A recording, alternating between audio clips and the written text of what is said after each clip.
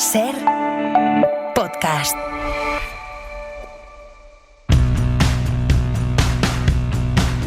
Hoy por hoy Magazine. Ser podcast.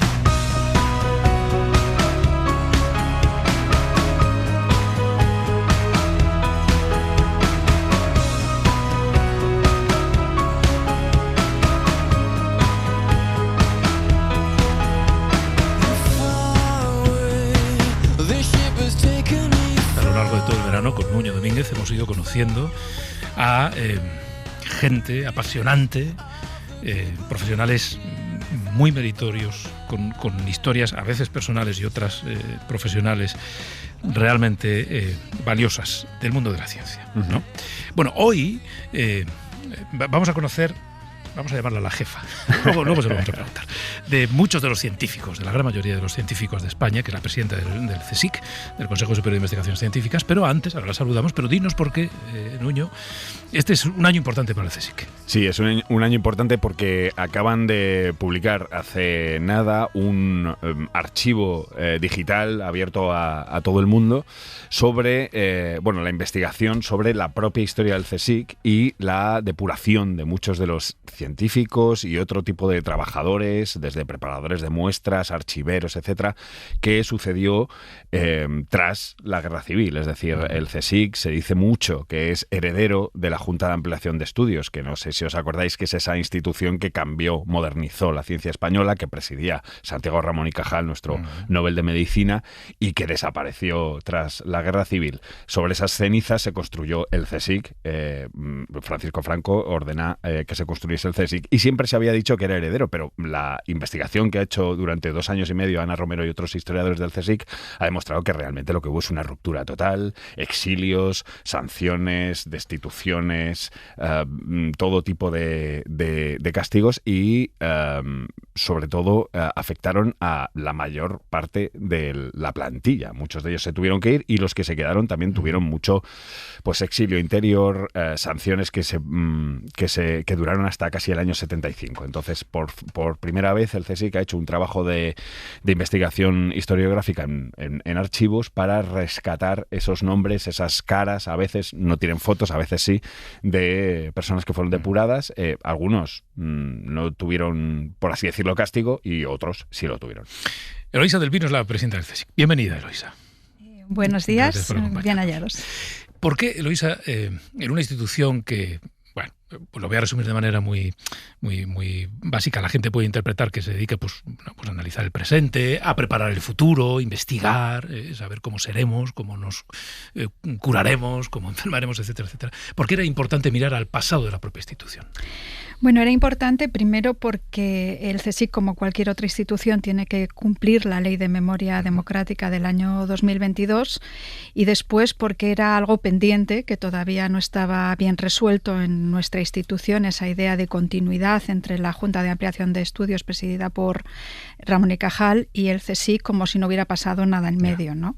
Y había que aclararlo, y sobre todo también tiene un objetivo primero de conocimiento histórico y otro tan importante como ese de reparación de las personas, mujeres y hombres que fueron víctimas. Claro. De la represión franquista. Porque por lo que nos decía Nuño, en esta idea de parece que hubo una sucesión sin que pasara nada en medio, en ese medio pasaron muchas cosas. Exacto, ¿no? Hubo una discontinuidad, el CSIC se crea como, por supuesto, en una dictadura, sobre las cenizas, como decía Nuño, de la JAE, y hubo una discontinuidad en trayectorias individuales de personas brillantes, científicos, pero también de otras personas que desempeñaban otros puestos muy importantes. Esta es una novedad del proyecto muy interesante, el hecho de que revisa a todos los trabajadores de la institución, independientemente de si eran señoras de la limpieza o personal de administración y servicios o científicos, que algunos fueron exiliados y tuvieron un nombre importantísimo en el exilio en México y en otros países, y otros no. Y no solo hubo esta discontinuidad de las trayectorias vitales de muchas personas, sino también de la propia institución, ¿no? Se desaparecieron institutos que formaban parte del CSIC o líneas de investigación que se habían iniciado. Por ejemplo, en términos de trayectorias individuales, no todas las mujeres que estaban en la JAE acabaron en el CSIC, sino solamente un cuarto de ellas. O no todos los institutos, las humanidades, por ejemplo, salieron muy perjudicadas de ese proceso, ¿no? Eloisa, hablamos de los represaliados y las represaliadas, tú hablas de las mujeres y hay una etiqueta en esta página web que es específicamente mujeres, porque ellas sufrieron mucho más este tipo de injusticias, y me decía Ana Romero, la historiadora, que a veces ni siquiera aparecen por su nombre, aparecen como señoritas, es decir, en las carpetas de los maridos, porque eran maridas, o sea, eran esposas de otros científicos y tal. Exacto, sí. Las mujeres sufrieron especialmente la represión, también por la concepción del papel de las mujeres que existía durante la dictadura, y hay algunos casos que podéis ver, que en la web no solo se distingue por género, se puede encontrar, por ejemplo, el caso de Carmen Pescador, que fue una de las que presentamos en el acto que hicimos para presentar este archivo, esta web, y en ella se ve que es represaliada porque en la ficha de represión dice es discípula de Sánchez Albornoz y además lleva pantalones, ¿no? Entonces, en este tipo de cuestiones son importantes. Ya las mujeres durante la JAE empezaban a tener un papel importante. Se crea la residencia de señoritas en el lugar que hoy ocupa la Fundación Ortega y Gasset, y las mujeres podían seguir estudiando, se crean allí sus laboratorios, etcétera, etcétera, y esto desaparece con la finalización con la eliminación de la JAE y la creación del CSIC. Claro, al final esa actitud del régimen tiene un efecto disolvente sobre nuestras propias potencialidades científicas, ¿no? Porque, como bien decías, en el caso de las mujeres, solo un cuarto de las que había en la JAE acaban en el CSIC. Las otras no sé si siguieron en otros países y directamente abandonaron la ciencia, la investigación, el mundo de la academia. Pero no solo disuelve nuestro potencial científico, sino que, por lo que has comentado también, lo acabamos, digamos, forzadamente exportando a otros países, a otros territorios, donde estos científicos españoles acaban aportando ese valor. Efectivamente, sí. Pues muchas mujeres simplemente dejaron sus tareas, ¿no? Y otros de los científicos se fueron a otros países y siguieron siendo grandes científicos, ¿no? En otros lugares. La ciencia, yo siempre digo, la ciencia es universal, o sea que aunque no hicieran sus aportaciones aquí, las hicieron en otros lugares, pero probablemente, desde luego, lo que se frustró enormemente fue la trayectoria de la propia ciencia española. Se llama aquella época la época de la edad de plata de la ciencia española. ¿Qué hubiera pasado si no hubiéramos tenido un parón de tantos años en trayectorias, pues como, no sé, la de Blas Cabrera o la de Odón de Buen, por ejemplo, que fue el creador de la oceanografía en España, o Blas Cabrera, que se exilió a México y cuyos restos se han repatriado recientemente a nuestro país, ¿no? Entonces, este proyecto de recuperación de la memoria tiene que ver con hacernos todas esas preguntas, con hacer también una reflexión de cara al futuro de la situación en la que estamos y en la que están otros países de nuestro entorno, y además se hace en el contexto de otras actividades de recuperación de la memoria, ¿no? que han implicado pues la retirada y el archivo de algunos símbolos del franquismo, que han implicado la recuperación de algunos espacios de la institución, que hemos cambiado el nombre también a uno de los institutos del CSIC, de Química Física, por ejemplo, el Roca Solano, que fue presidente de la Comisión de Represión de los Profesores Universitarios, y todavía el CSIC tenía un instituto que se llamaba así, que ha sido sustituido por el nombre del físico Blas Cabrera, etcétera. Eloisa, después de todo este tiempo, cuando el CSIC en sus inicios está muy vinculado al Opus Dei, el primer jefe, por así decirlo, era un sacerdote vinculado al Opus Dei, etcétera, pero bueno, ha pasado mucho tiempo. ¿Queda algo de aquello? Es decir, desde el punto de vista del capital humano del CSIC, ¿queda todavía algún eco de aquellos tiempos? Bueno, yo creo que el CSIC es una institución plenamente democrática, también siempre lo digo, ¿no? En dos sentidos. Uno, tiene una legitimidad democrática porque cumple las leyes de la democracia y, desde luego, esta de la ley de la memoria democrática, y además es una institución que se ha ganado a pulso por el aprecio social que tiene y también por la eficacia de sus científicos y de sus trabajadores, en el sentido de que ahora mismo somos la primera institución científica en España España. Formamos parte del G6 de la ciencia mundial y somos la tercera organización científica en Europa.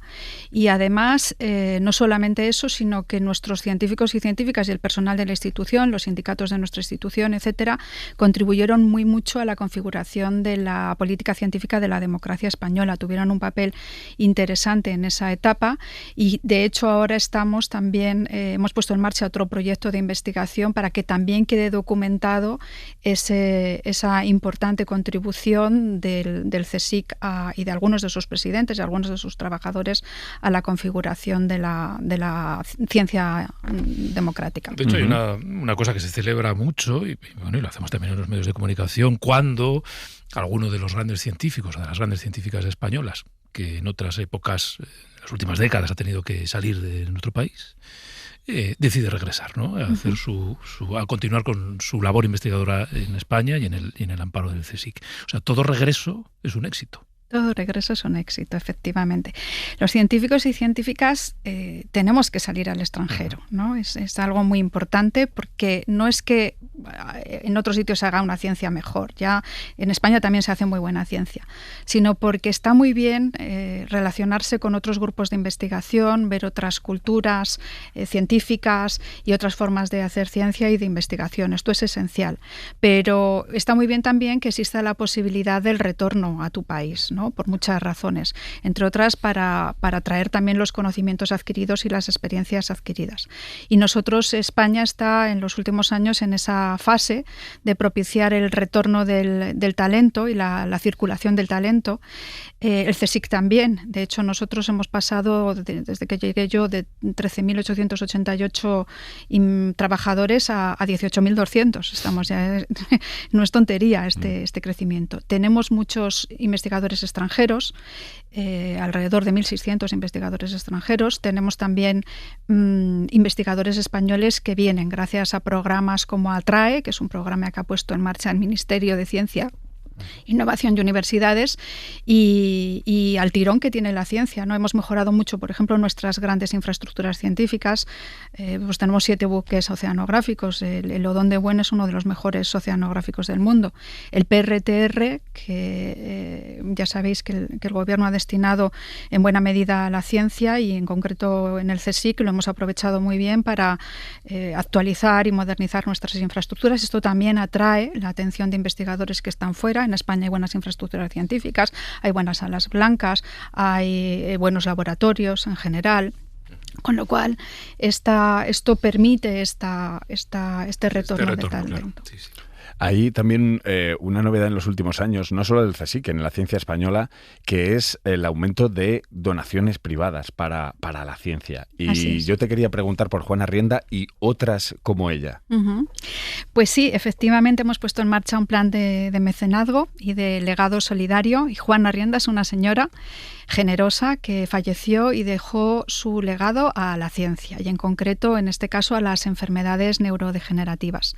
Con ese dinero lo que nosotros hemos hecho es destinarlo íntegramente a la investigación en enfermedades neurodegenerativas, y en concreto a 2 proyectos de investigación muy importantes para entender y tratar el Alzheimer. En los últimos años en el último año hemos tenido otras donaciones. Por ejemplo, tenemos ahora una de 1 millón de euros, también una mujer, que ha decidido destinarlo a enfermedades autoinmunes, ¿no? Y estamos en proceso. Ahora en septiembre sacaremos una convocatoria interna en la que los mejores grupos en enfermedades autoinmunes del CSIC pues concursarán para este proyecto. Lo que hacemos es dar a estas convocatorias el nombre de la persona, porque son personas generosas que, aunque no pudieron beneficiarse de los avances de la ciencia, ellas mismas quieren que los demás, después de su fallecimiento, lo puedan hacer, ¿no? Y hay otras áreas, como el cambio climático, hablabais ahora de Tadeo Jones, ¿no? Pues también otros en arqueología, etcétera, otros proyectos que son gracias a la generosidad de personas individuales, mujeres, la mayoría, y también de algunas fundaciones de empresas. Y esto me lleva a pensar en otra cosa, ¿no? Qué importante es no solo que la ciencia se practique, sino que se cuente, ¿no? Uh-huh. Es decir, la necesidad de que instituciones como el CSIC o los científicos y científicas que desarrollan sus trabajos en España se lo cuenten a la sociedad, ¿no? Porque también es una manera de que la sociedad aprenda a poner en valor el papel de nuestro tejido científico. Así es. Tenemos al año hacemos unas 25.000 actividades de cultura científica en el CSIC, que tienen que ver con club de lectura sobre ciencias, talleres de las más variadas cosas, de olores, de chocolate, de cómo se fabrican medicamentos.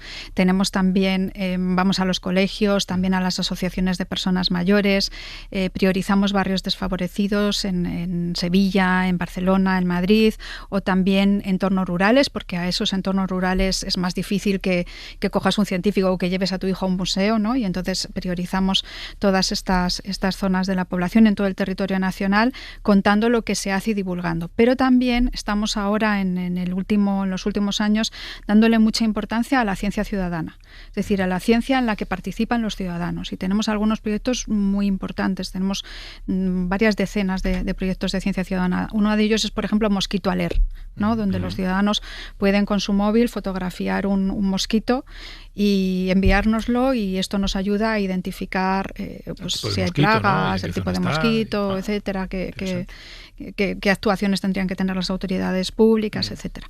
Y aquí los individuos, los niños y los mayores se sienten muy involucrados y entienden mejor qué es eso de la ciencia y cuál es el proceso de hacer ciencia. Claro, y de ahí seguro que sale algún científico y alguna científica del futuro. Vamos, seguro. Bueno, o más de uno, muchos. Estaba pensando mientras hablabas, estábamos hablando de Ramón y Cajal. Claro, España tiene que ganar otro Nobel, puede ganarlo, es una utopía, saldrá del CSIC. ¿En qué campo será? Yo creo que no es ninguna utopía, y en el propio CSIC tenemos nombres que yo creo que están en la línea de salida.